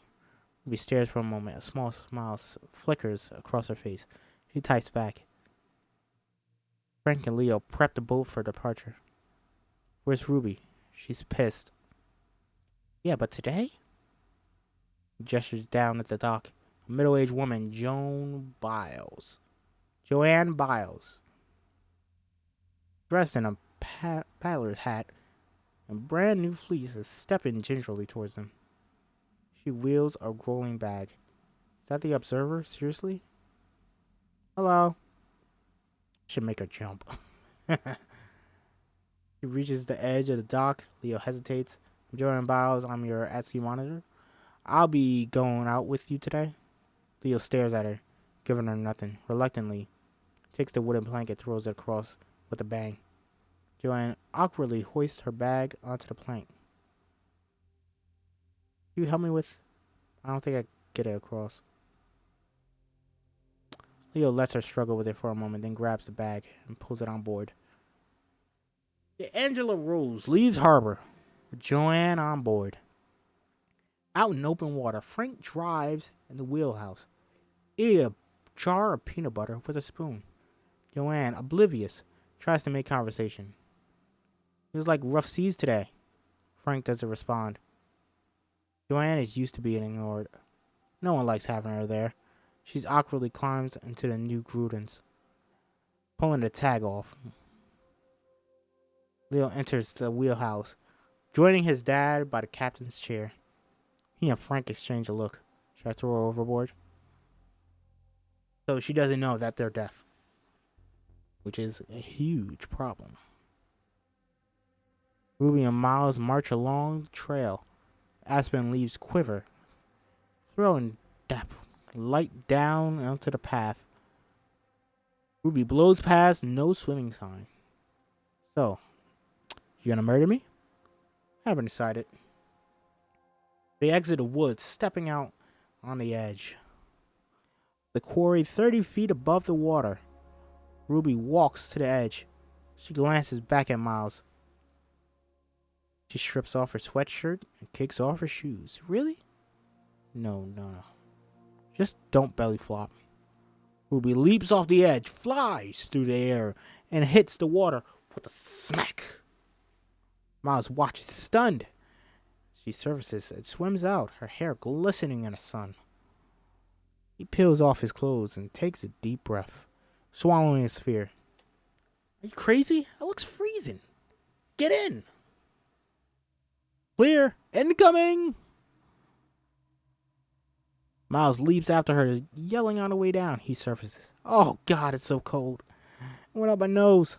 Ruby splashes and begins to swim away. He follows. So we good now? After you do the barge. Which one's the barge? Ruby points at the quarry to an even taller cliff. Wait, that's like 40 feet. Frank and Leo work setting out the nets. Joanne lays out her Joanne lays out all of her marine kit. Her scales. She approaches Frank. Hey, is the engine regularly maintained? Frank shrugs. She tries again. When's the last time you had your engine checked? Frank gestures to his ears and shakes his head. He can't hear. Yeah, it's loud. That's why I'm asking. Finally, Frank grabs her notebook from her and scribbles. Death. Joanne stares at him in surprise. She gestures to Leo. Him too? Frank nods, then returns to work. Joanne sits down, stunned. She looks concerned, pulls out her phone, and turns away from the call. Ooh. Ruby and Miles climb out of the water, up the rocks. Haven't kids, die doing this? It would definitely flip your eyelids inside out and give you the worst wedgie of your life. Miles reluctantly follows. Your legs are gonna start shaking like cartoon style, so jump fast to save yourself. Okay. It's a branch sticking out about halfway down, so jump out. You're really selling this. They emerge from the woods at the top of the cliff. Is that poison ivy? Ruby shrugs, walks to the edge. Miles cautiously joins her. Holy shit. Should we leave a note just in case people think it was joint suicide? Let's keep them guessing. They look down over the edge. It's really high. Yeah. There's the shaky legs. Okay. 1, 2. Wait. Ruby stops. As soon as she does, Miles leaps off the edge. 3. Save myself. No! Ruby jumps after him. It's a huge leap. They fly, screaming in terror and joy.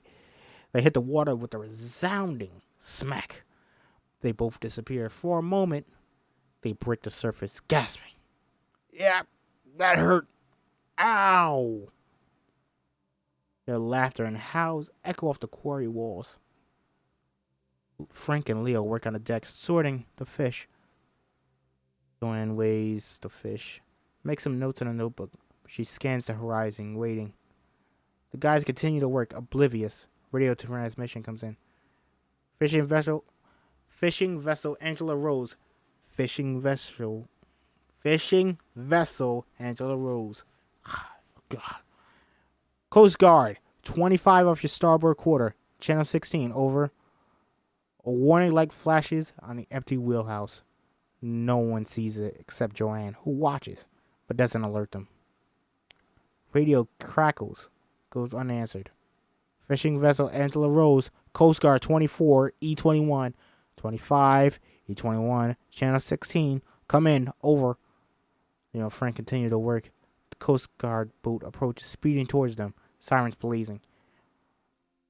I'm not saying it. You are in violation. Coast Guard boat speeds up alongside the Angela Rose. Two boarding officers clear the rail, leaping onto the deck. Frank and Leo jump up, startled by the flashing lights and the angry faces of the officers. You, sir, stand up. Drop the pick. Stand up. Stand up. Frank and Leo throw their hands up, confused and terrified, trying to understand what's happening. What's going on here? Why is no one answering the radio? Frank points at his ear. The Coast Guard officer turns to Joanne. Dialogue fades out. We watch the scene from Frank's perspective. Joanne explains that they're deaf. Frank stares at Joanne, the revelation slowly washing over him. This is her doing. Yeah, she's a bitch. She could have just answered and said, hey, the Coast Guard is here. But she didn't say anything. Fucking asshole.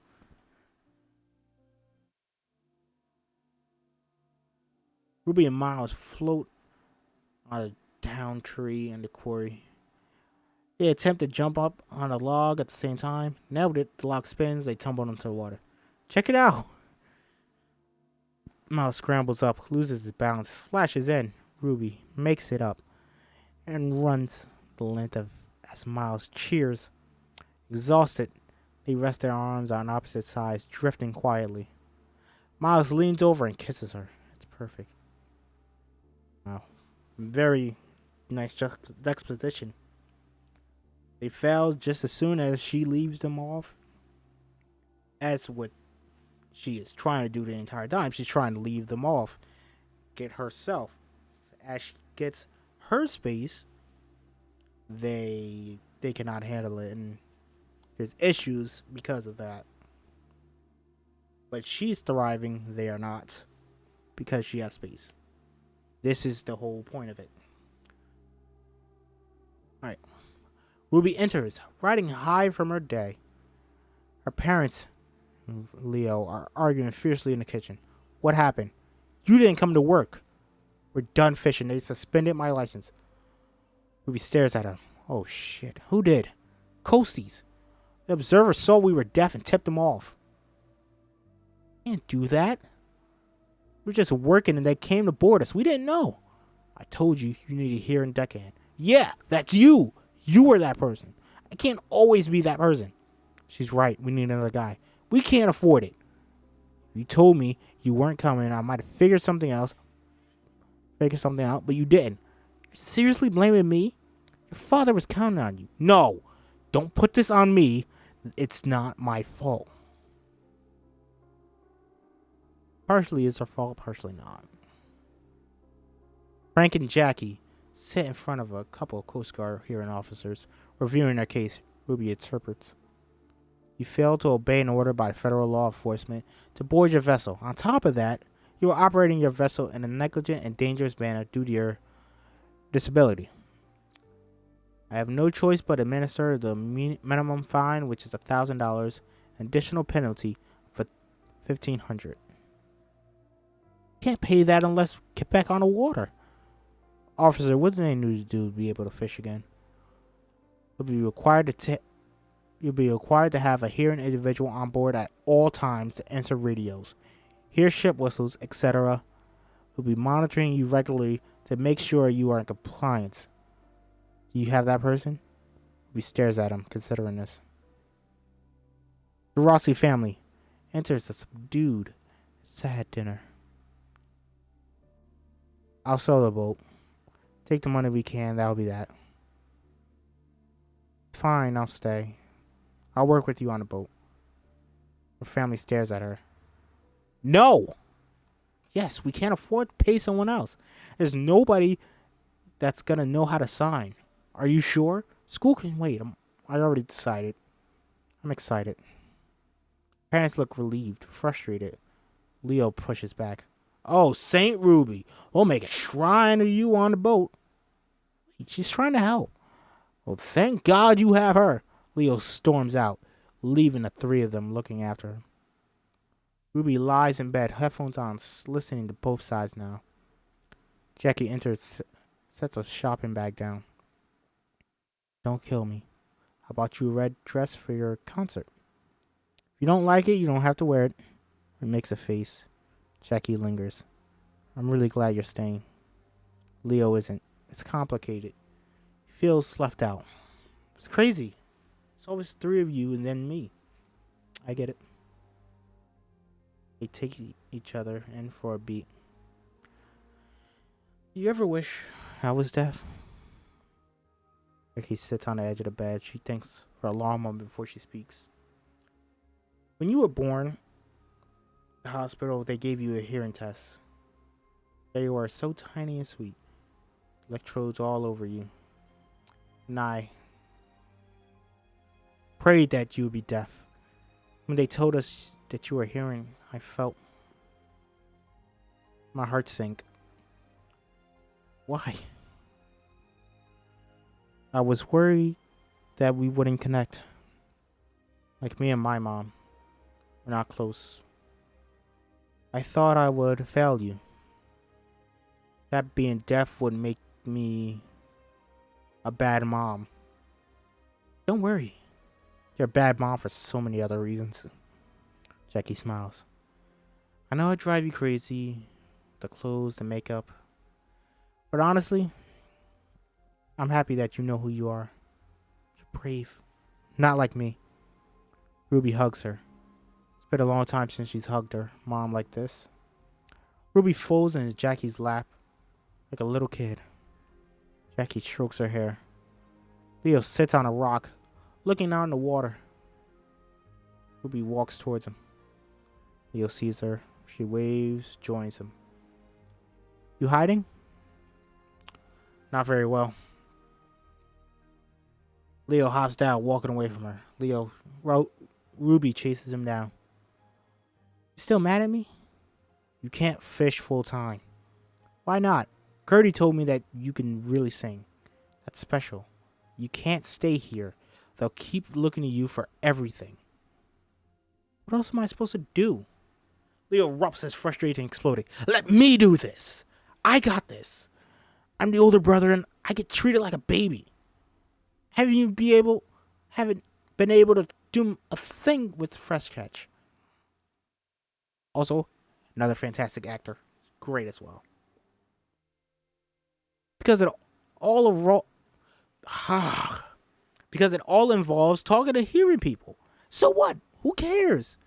You're so afraid that we'll look stupid. Let them figure out how to deal with deaf people. We're not helpless.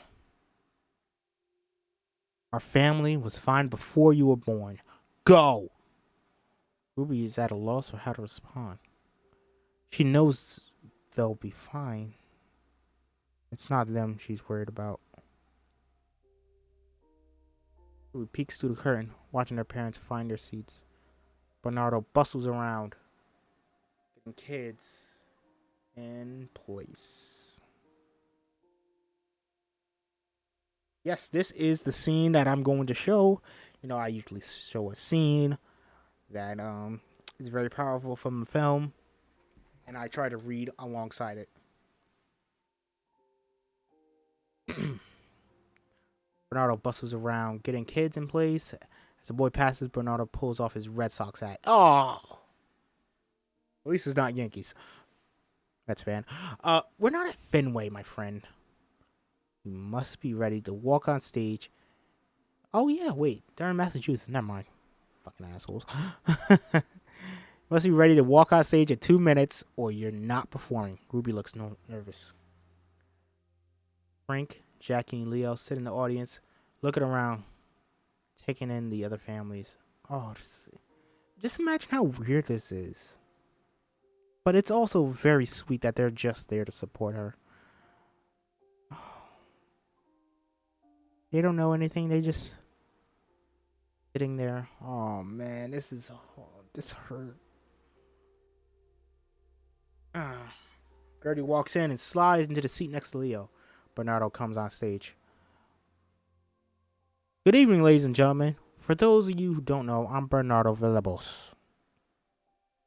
I don't know. The choir master, most of these kids call me Mr. V to my face. I don't know what they call me behind my back. Crowd laughs. Jackie notices. She nudges Leo. Can you read his lips? Leo shakes his head no. Jackie looks back to the stage. I'm very proud of this group. They worked hard. So I will shut up now and let you see your children, which is what you came for. Choir busts out with I've Got the Music in Me by Kiki D. Frank and Jackie watch Ruby with pride. Ruby looks beautiful. You have good taste. I like her and I like how her dress matches the curtains. Gertie signs to Leo that Ruby's good. Leo nudges his mom. She's good. No idea. No, she said. Oh! You fucking dumbass.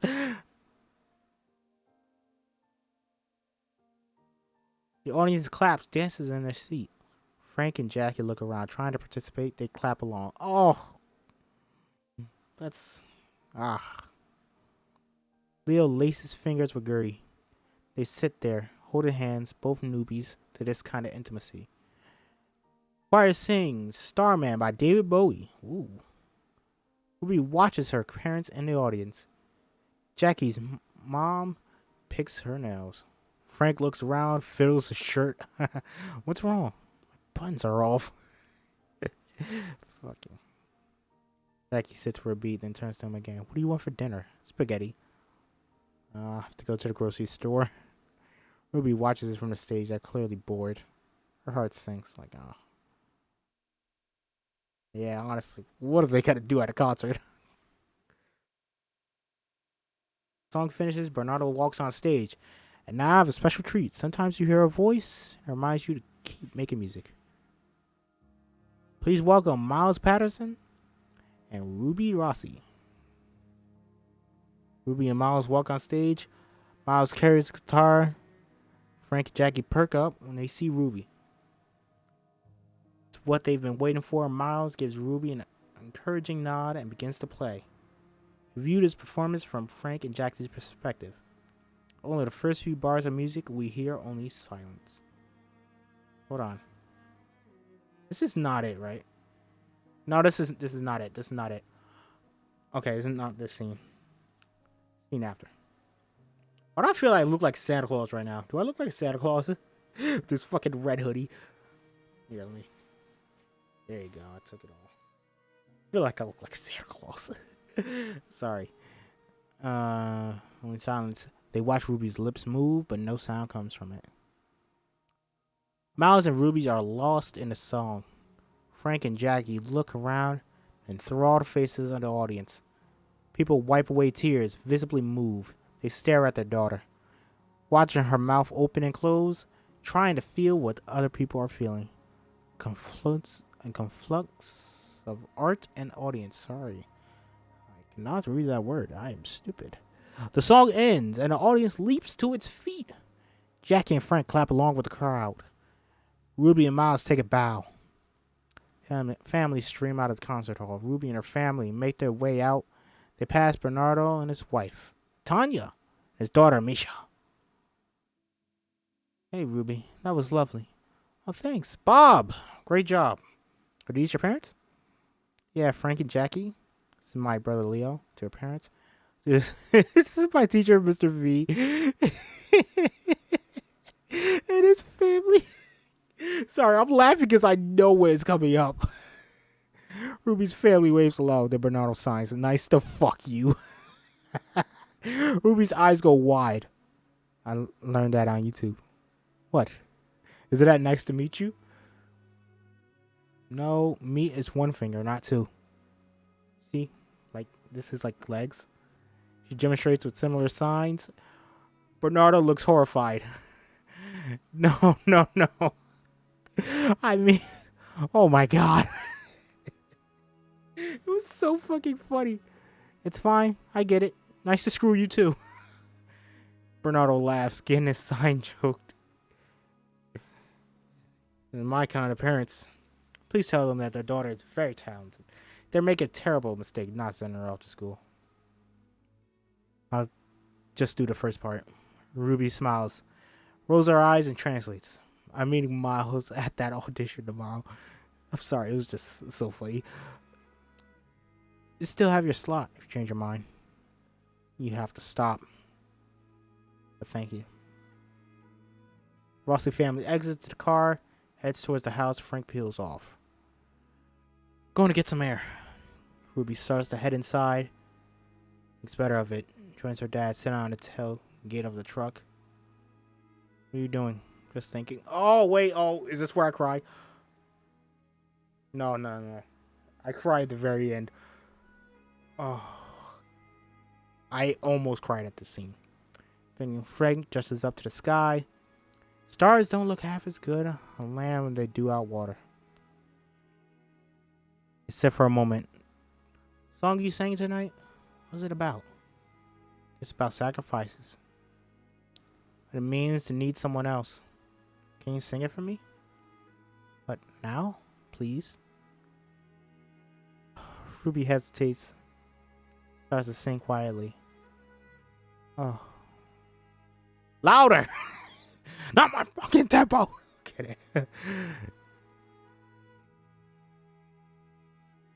I was going for a Whiplash reference, but I cannot say the rest of that. Also, when we read the Whiplash script, there's a lot of it I'm going to be skipping. Ruby sings louder. Frank lays his hand on her throat. Oh, to feel the vibrations. The song continues. Ruby's voice becomes clear and resonant. Drifting up into the night. Frank moves his hand around on her neck to find her voice. He closes his eyes. That's it. He can feel it. He moves his hand to her plexus, listening. Frank opens his eyes. He takes in his daughter. He kisses Ruby on the forehead. She leans into her dad and they look up into the night sky. Oh, I love him. Sun's coming up. Frank shakes his disoriented Ruby awake. Are we fishing? No. Ruby's whole family scrambles excitedly to the car. You guys, this is ridiculous. If we're kicking you out, we're all doing it together. Frank drives. Ruby looks out of the back window. She watches. New England landscape passes. Pulls out her phone, texts Bernardo. I'm coming. The car speeds along the highway. Frank drives as Jackie navigates. On her phone, the skyline, the Boston appears before them. Berkeley Music Hall. Rossi's pull up in front of Berkeley. They jump out of the car and they look around at the bustle of the city. I'm gonna park. Frank jumps back in the car as Jackie and Ruby and Leo run for the entrance. Ruby enters the lobby for her audition. She takes in the other kids dressed in recital attire. She feels out of place in her shabby sweater. Look at the dress. It's fine. You look pretty. She is greeted by a female student at a check-in table. Hey, I'm here for my audition. Okay, what's your name? Ruby Rossi? Looks like you're about a half hour late. Are you ready to go? Ruby nods. The students look past her at Ruby's family. We roll deep. Your family can't go in with you. Ruby signs to her family. You can't go in. Jackie shoots a death look at the girl. Ooh. Ruby stands outside the auditorium, pacing nervously. She listens to another vocalist sing opera. She intimidatingly good. Miles spots Ruby at the end of the hallway, heads over. Speaking hushed voices. Ruby, hey! You came. Mr. V here? He just left. I can call him. I texted him. How did it go? I choked. What? Mana interrupts them just as Ruby's turn. Ruby Rossi? Miles squeezes her hand. Ruby takes a breath and enters. Alright, here we go.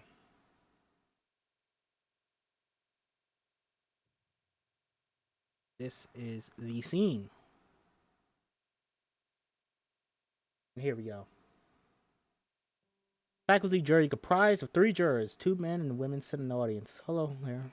You are Ruby Rossi. Ruby Rossi. Oh, wait, hold on. I think I'm a little ahead.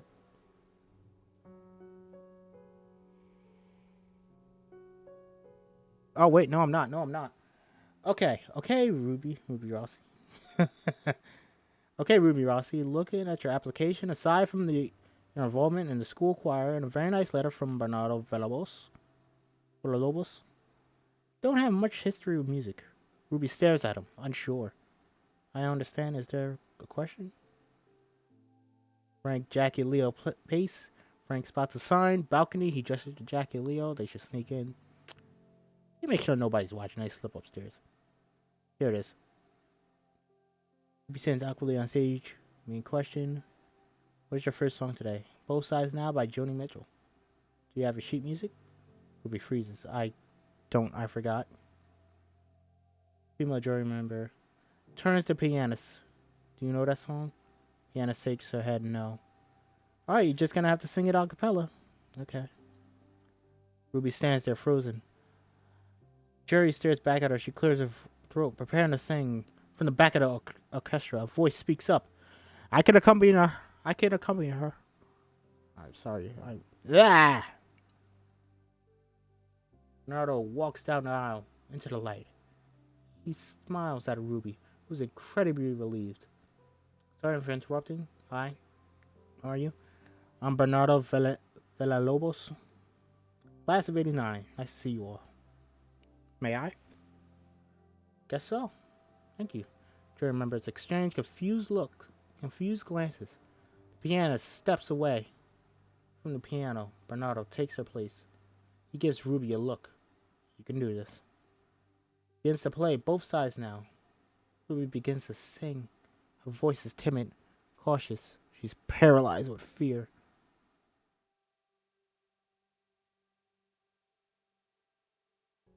Rose and flows of angel hair and ice cream. Wait. Fuck, I fucked it up. Whoa. She sings. Bernardo deliberately plays the wrong note. Ruby falters. So sorry, my mistake. Let's take it from the top. Gives Ruby a hard look. Now or never. Ruby nods. Understanding. Bernardo starts to play. Looks up at the balcony and notices Frank and Jackie sneaking into the auditorium. They take their seats. And quietly, she glances at the jury to see if they noticed. They didn't. She closes her eyes and takes a deep breath. Blah, blah, blah, blah. I'm talking over it, so we do not get copyright claimed. Oh, incredibly beautiful. Just make sure it's 1080p. Yup, good. I need to watch this film again. Oh, I really wanted to, but I couldn't. Apple TV. Oh, I'll get Apple TV. Oh, what a beautiful film. I'm so glad this won Best Picture. Up at her family, they smile down at her. Ruby begins to sing fluidly, interpreting the lyrics with her hands as she sings. Ooh, she signs them. Blah, blah, blah. Let's keep talking until she does it. There she is. She's signing. Oh, what a beautiful, beautiful singing. Singing in there. Oh, his sign. The movement releases her voice, which comes out increasing purity and resonance. Oh.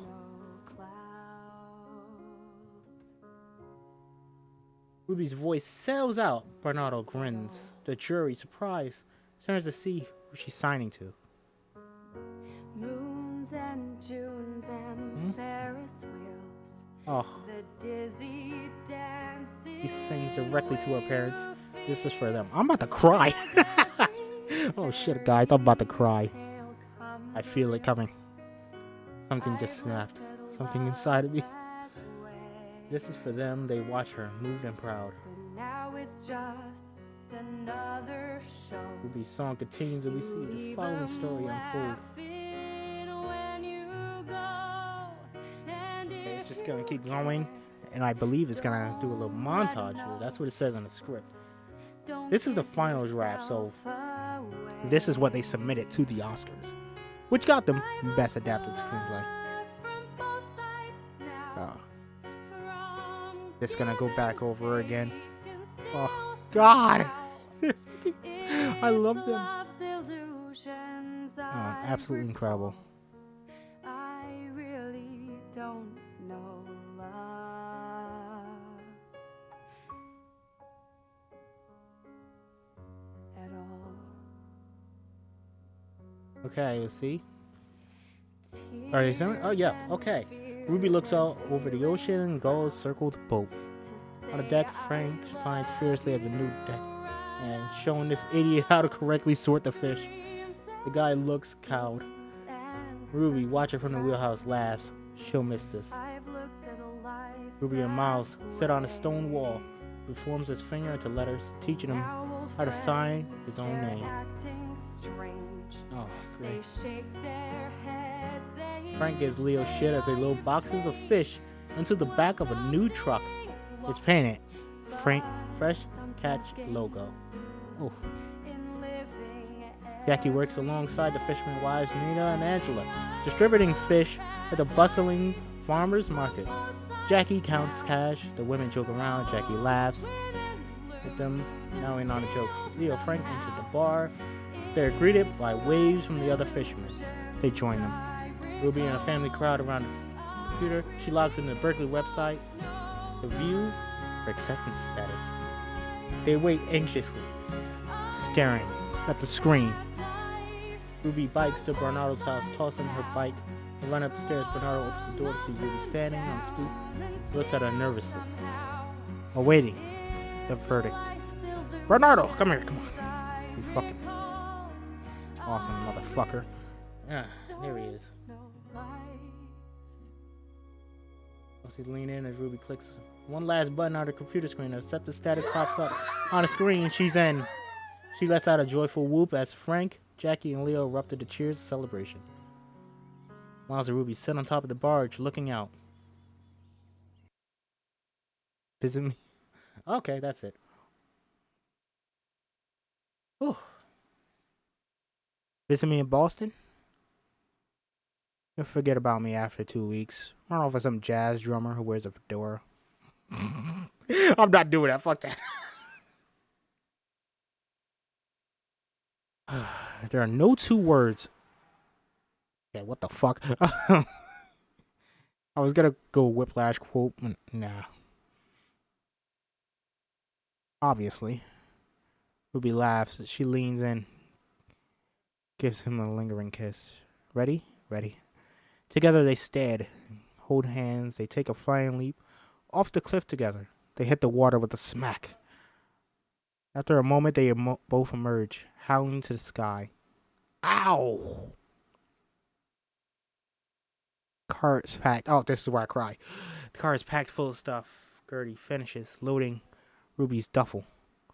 Ruby efficiently hugs her family goodbye, trying to avoid a big emotional scene. Sure you don't want us to come? We can help set up your dorm room. No! Let's not make this a thing. Ruby gives her a squeeze. Jackie gives her a squeeze. Ruby peels her off, turns to Leo. Bye-bye, ass monkey. Bye, shit nugget. Ruby quickly hugs Frank, who hands her the last of her belongings. She breaks away and climbs into the car. Gertie drives away. Ruby looks back at her family, getting smaller. They pull down the road. Suddenly, as they are almost out of sight, Ruby panics. Wait, stop. This is where I cry. Gertie stops, leaps from the car, runs back to her family. She dives into their embrace. The four of them hug, holding each other tight. Frank takes Ruby's face in his hands. He uses his voice. Go! I probably said it like that because I'm fucking crying. I'm fucking crying. He's saying, oh, I'm actually crying right now. You can see, I am actually crying. Uh, uh. Ruby smiles and nods. She runs back towards the car, climbs in.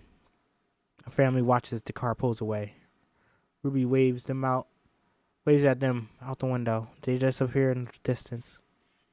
She holds up her hand and signs, I love you forever.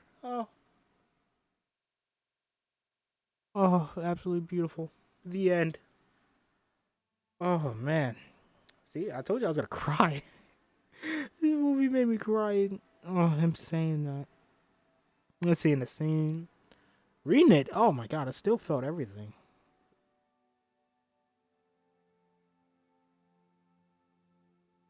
Fuck, that was great. Incredible film. I highly recommend you go watch it. Absolutely beautiful. Let me stop crying now. Oh. Wipe my face. Ooh. What a film. That was a great one. Thank you for watching. Thank you for hanging out. It's been a really fun one. Really good one. Read this Oscar winner. Best Adapted Screenplay last year. Troy Kutzer winning Best Supporting Actor. And CODA overall winning Best Picture. Absolutely deserved. Oh, what a film. What a time. So fun. I absolutely loved it. I really need to go back and watch this again, and I highly recommend everyone else go watch it as well. So thank you for watching. Thank you for hanging out. I'll be doing more reScribd. This was CODA. Next up, I'm doing Moonlight. Ooh, that is a tough one. I have the book here. There's some things in there I can't say on stream, like the F word. I cannot say it, and I would not even. All right, but I'm gonna try to go around it. On Monday, this Monday, I'm going to be recording it, and I'm not sure when it'll be uploaded to YouTube, but there are quite a few already on YouTube. I have a whole playlist of reScribd already on YouTube, and they're also on Spotify, so go check that out. A lot of great stuff. Thank you for watching. Thank you for hanging out. Moonlight's next. Did 500 Days of Summer for Valentine's Day. It's gonna be a fun one. I really hope you guys can join me for that. Thank you for watching. Thank you for hanging out, and I'll see you guys when I see you. Peace. I wanna be a legend, right one. Remember what I said then? It's now we rockin', now we rollin', now we rockin', now we rollin'. We keep going for all time. Keep playing my rhymes for all time. We keep going for all time. Keep playing my rhymes for all time. I wanna be a legend, right one. Remember what I said then? It's now we rockin', now we rollin'.